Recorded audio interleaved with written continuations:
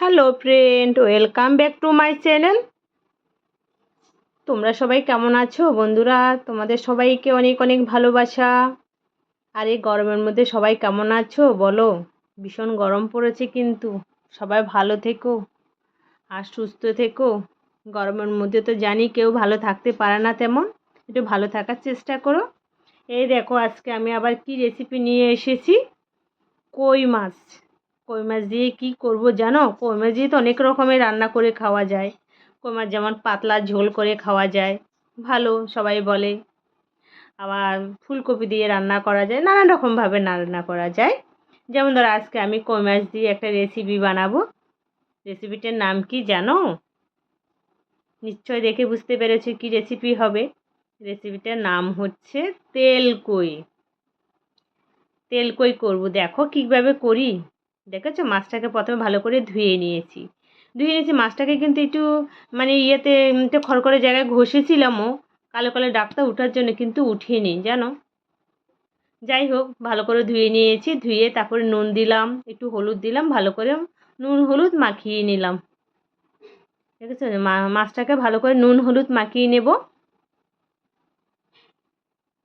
এক এক করে সব মাছে নুন হলুদ মাখিয়ে নিলাম। যারা আমার চ্যানেলে নতুন হয়ে আছো বা এসছো, তাদেরকে মোস্ট ওয়েলকাম। আর আমার চ্যানেলটাকে সাবস্ক্রাইব করে বেল আইকনটা বাজিয়ে পাশে থেকো। আচ্ছা, দেখতে পাচ্ছ মাছে নুন হলুদ মাখা হয়ে গেছে। তারপরে এখানে টমেটো, একটুখানি রসুন, একটু আদা, একটু পেঁয়াজ, এগুলিকে মিক্সারে কোটোতে মিক্স করা হবে, মিক্সার গ্রাইন্ডে মিক্স করা হবে। একটু কম মশলাতে তেল কই করবো, দেখো কেমন হয়। দেখতে থাকো, সবাই সাথেই থাকো। পাচ্ছ? তারপরে দেখো, ওভেনে ফ্রাইং প্যান বসিয়েছি। তার মধ্যে কালো জিরা ফোড়ন দিলাম। তেল গরম হয়ে গেছে, কালো জিরে দিয়েছি। তেলটা কিন্তু কী তেল জানো? সর্ষের তেল। এটা কিন্তু সর্ষের তেলেই করতে হয়। তারপরে দেখতে পেয়েছিলে আদা, একটু রসুন, একটু পেঁয়াজ, একটু টমেটো, ওইটাকে পেস্ট করা হয়েছে। পেস্ট করে দেখতে পাচ্ছ, ফ্রাইং প্যানে দিয়ে দিয়েছি, দেখতে পাচ্ছ। তারপরে এটাকে ভালো করে কষানো হবে। বুঝতে পেরেছো? ভালো করে কষানো হবে। দেখতে পাচ্ছ কষানো হচ্ছে।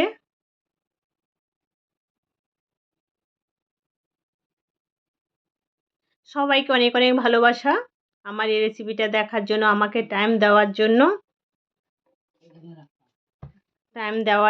সবাইকে অনেক অনেক ভালোবাসা। তারপরে দেখো, মশলার মধ্যে আমি হলুদের গুঁড়ো দিয়ে দিলাম পরিমাণ মতন। তারপরে পরিমাণ মতন ঝাল দিলাম। তেল কই কিন্তু একটু ঝাল লাগে, একটু ঝাল ঝাল না হলে কিন্তু ভালো লাগবে না। যেহেতু তেল কই তো তেল তেল হবে তো মাছটা, ভালো লাগবে না। একটু ঝাল দেবে, যারা ঝাল খাও ঝাল দেবে, যারা ঝাল খাবে না একটু কমিয়ে দেবে। আমরা তো একটু ঝাল খাই, সেটা আগেও বলে এসেছি, এখনও বলছি। একটু জিরের গুঁড়ো দিলাম পরিমাণ মতন। কেমন হচ্ছে রেসিপিটা সবাই কমেন্ট করে জানাবে। যদি ভালো লেগে থাকে তোমাদের, তাহলে সুন্দর সুন্দর কমেন্ট করো, লাইক করো, তোমার আদার্স বন্ধুদের সাথে শেয়ার করো। এবার হচ্ছে মশলাটা কষানো হচ্ছে। পরিমাণ মতো নুন দিলাম।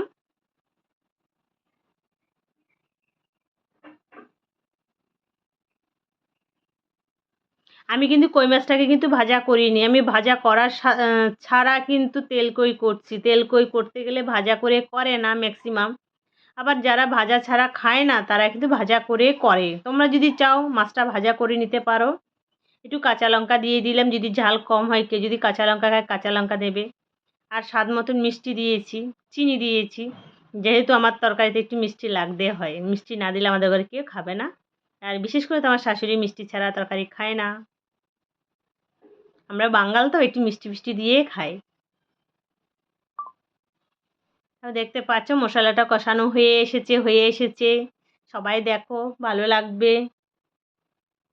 দেখতে পাচ্ছ কষানো হয়ে গেছে। তার মধ্যে এই যে নুন হলুদ মাখা কই মাছটা কাঁচা কাঁচা দিয়ে দিলাম। এক এক করে সব কটা সাজিয়ে দিয়ে দেবো।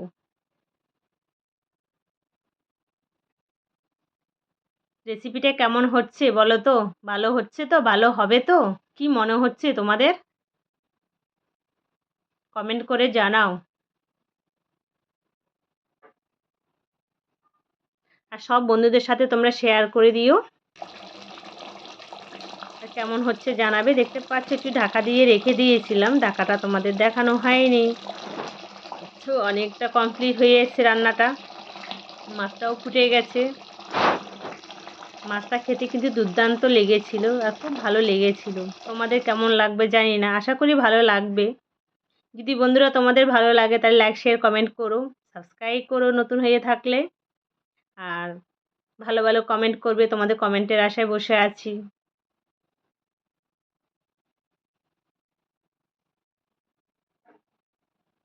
আর আমার নিত্য নতুন ভিডিও পাওয়ার জন্য নোটিফিকেশনটা অন করে রাখবে, তাহলে নিত্য নতুন ভিডিও পেয়ে যাবে, তোমাদের কাছে সাথে সাথে পৌঁছে যাবে। রান্নাটা কমপ্লিট হয়ে গেছে। একটা থালাতে নিয়েছি, এটা একটা থালাতে নিয়েছি কেন বলো তো, ছড়ানো কিছু নেই তো বড় জায়গা, সেই জন্য এটাতে নিয়েছি। নিয়ে যাতে মাছটা না ভাঙে, তারপর উপরে ধনেপাতা ছিটে দিলাম। ধনেপাতা দিলে স্মেলটা যেন একটু ভালো আসে, তাই না? আমার রান্নাটা কমপ্লিট, দেখতে পাচ্ছ। যার যার ভালো লাগবে সে সে তুলে তুলে খেয়ে নিতে পারো, অসুবিধা নেই। তোমাদের সবার জন্য রেসিপিটা, তোমাদের সবার ভালো লাগার জন্য রেসিপিটা দিলাম। একটু দেখবে, একটু খাবে, টেস্ট করবে, পাঠিয়ে দেবো নাকি বলো? দেখতে পাচ্ছ কেমন লাগছে বলো?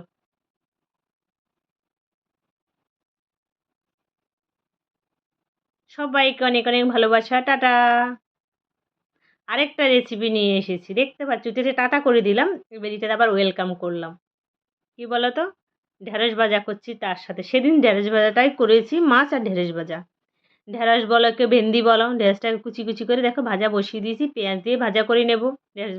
ঢেঁড়স ভাজাটা খেতে খুব ভালো লাগে। আর বন্ধুরা তোমরা সবাই গরমের মধ্যে কিন্তু ঢেঁড়সের তরকারি এটা খুব খুব খেয়েও, কেন ঢেঁড়স প্রচুর ক্যালসিয়াম তো আছে, তার মধ্যে শরীরটাকে প্রচুর ঠান্ডা লাগে, ঠান্ডা রাখে। আর গরম পড়েছে তো খুব, একটু ভালো লাগবে খেয়েও। ঠিক আছে, তার জন্য ঢেঁড়স ভাজাটা আমি তোমাদের সাথে শেয়ার করলাম। বুঝেছো? এই দেখো ঢেঁড়স ভাজাটা কমপ্লিট হয়ে গেছে।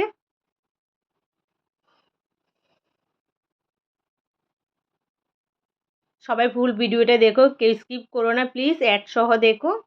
আর সবাই একসঙ্গে দেখবে, ভালো ভালো কমেন্ট করবে। সবাইকে অনেক অনেক ভালোবাসা গরমে ধৈর্য ধরে ভিডিওটা দেখার জন্য। আর সবাই খুব ভালো থেকো, সুস্থ থেকো, আবার নেক্সট ভিডিওর জন্য অপেক্ষা রইলাম।